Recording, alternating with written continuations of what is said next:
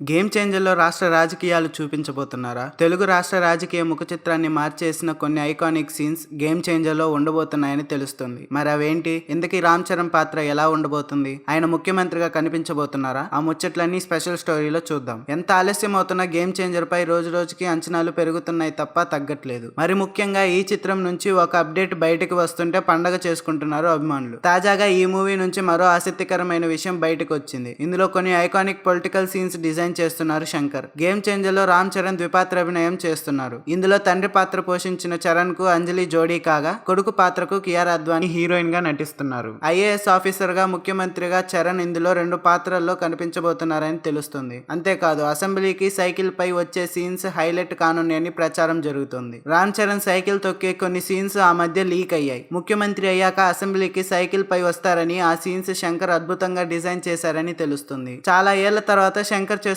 Political కథ ఇది. ఇప్పటికే షూటింగ్ చివరి దశకు వచ్చింది. 2024లోనే గేమ్ చేంజర్ విడుదల కానుంది. మరి చూడాలిక చరణ్ శంకర్ చేస్తున్న పొలిటికల్ ఎంతవరకు మెప్పిస్తాయో. మరి చూస్తూనే ఉండండి. లేటెస్ట్ అప్డేట్స్ కోసం దయచేసి మన ఛానల్ సబ్స్క్రైబ్ చేయండి, లైక్ చేయండి, షేర్ చేయండి, కామెంట్స్ పెట్టండి.